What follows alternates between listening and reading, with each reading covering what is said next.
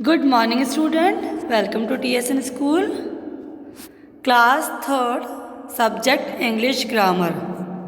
Today we will start chapter number 13, verbs. Verbs मतलब होता है क्रिया. इंग्लिश में होता है verbs और हिंदी में उसे कहते हैं क्रिया. तो क्रिया की जो डेफिनेशन होती है पहले अपन वो देख लेते हैं. A verb is a word that tell us what a person, animal or a thing is doing. एक क्रिया एक शब्द है जो क्रिया क्या है? एक शब्द है जो हमें एक व्यक्ति, जानवर या एक वस्तु क्या कर रही है उसके बारे में बताता है.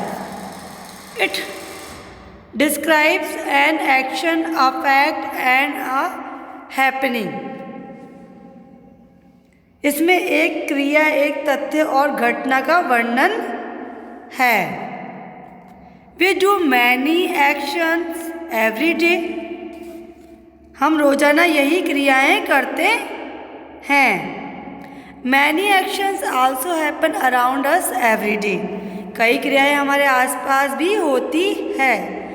All action words are called verbs.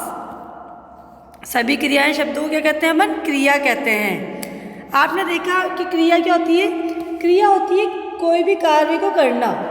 मतलब कुछ ना कुछ अपने आसपास रोज अपन देखते हैं, कुछ ना कुछ काम करते हैं. हंसते हैं, चलते हैं, रोते हैं, गाते हैं, खाना खाते हैं, किसी कार्य को करते हैं. तो ये सब क्या होती है? क्रिया. क्या होती है? क्रिया मतलब वर्ब्स. सब इट मीन्स वर्ब्स. और हिंदी में उसका शाब्दिक अर्थ होता है क्रिया. जैसे अब अपन उसे कुछ उदाहरण देख लेते हैं वर्ब्स के. Look at the picture and read the sentence that follow. Priyanka can smell a rose. Priyanka एक गुलाब को सूंघ सकती है. मतलब प्रियंका एक गुलाब को सूंघ रही है. तो अब सूंघ रही है तो क्या कर रही है? स्मेल.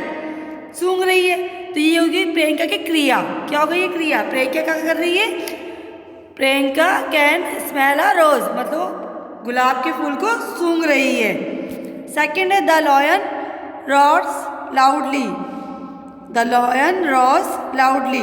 शेर जोर से दहाड़ता है. अब इसमें शेर का क्या कार्य हो गया? वो दहाड़ रहा है तो ये भी एक तरह की क्रिया हो गई. जो रॉर्स है एक तरह की क्रिया है, वर्ब है. Aeroplanes flies in the sky. हवाई जहाज आसमान में उड़ता है. तो aeroplane flies in the sky.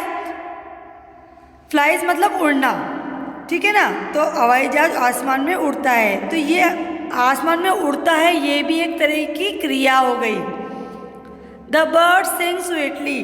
पक्षी मधुर गाते हैं. चिड़िया मधुर गाती है तो सिंग स्वीटली ये एक तरह की क्रिया हो गई. The words smell, roars, flies and sing are action word. ये जो वर्ड थे, स्मेल मतलब सूंघना, रॉस दहाड़ना, फ्लाइज उड़ना और सिंग गाना. तो ये सब क्या हो गए? ये सारे एक्शन वर्ड्स हो गए. मतलब जो कार्य अपन कर रहे हैं, जो दिखा रहे हैं करके, तो ये सब क्या हो गए? Action words. अब क्रिया मीन्स काइंड्स ऑफ वर्ब्स. क्रिया के भेद. ट्रांसिटिव, इनट्रांसिटिव.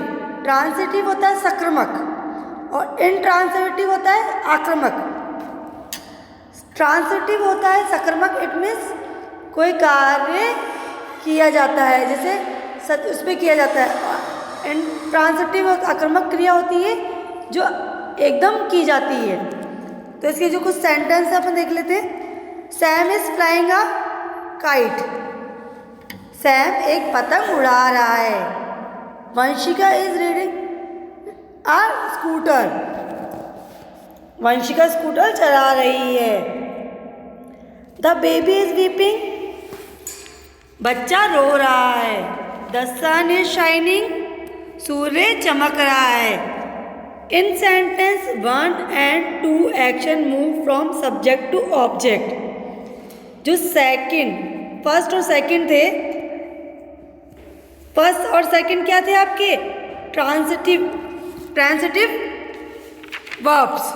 क्या थे? ट्रांसिटिव वर्ब्स, जो फर्स्ट सेकंड थे।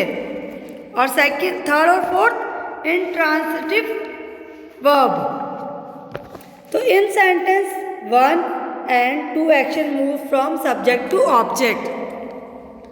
1 और 2 वाक्य में क्रिया विषय से वस्तु तक चलती है। मतलब जो क्रिया है, जो क्रिया कर रहे हैं, वो किससे चल रही है? विषय से वस्तु तक चल रही है अपनी।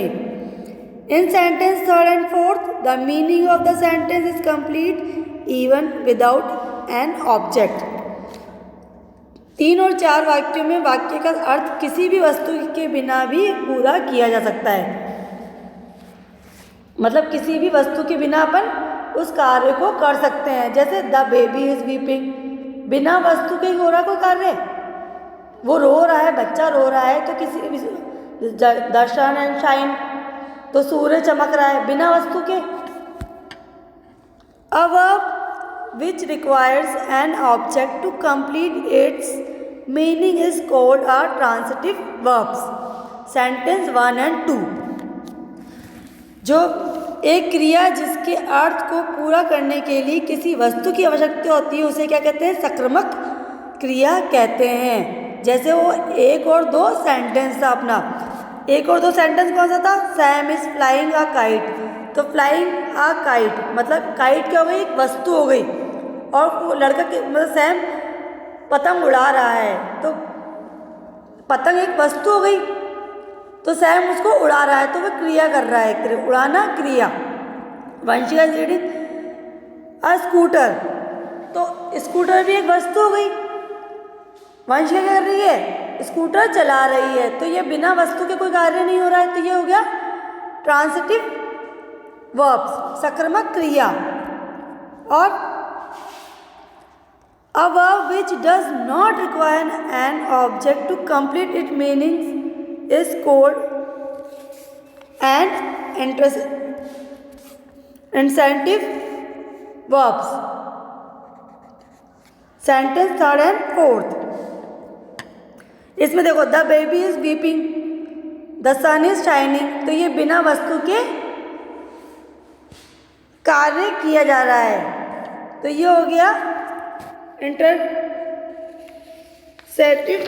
वर्ब्स, आक्रामक क्रिया हो गई है। A verb which does not require an object, मतलब किसी भी वस्तु की एक क्रिया जिसके अर्थ को पूरा करने के लिए किसी भी वस्तु की आवश्यकता नहीं होती, उसे क्या कहते हैं? आक्रामक क्रिया कहते हैं। समझ में आया? वर्ब मीन्स क्रिया। क्रिया शब्द से ही आपको पता चल रहा है कि कोई कार्य को करना होता है। इसके 2 भेद बताए हैं, ट्रांसिटिव एंड इनट्रांसिटिव वर्ब्स। ट्रांसिटिव सक्रामक और इनट्रांसिटिव आक्रामक क्रिया। क्लियर है? Thank you.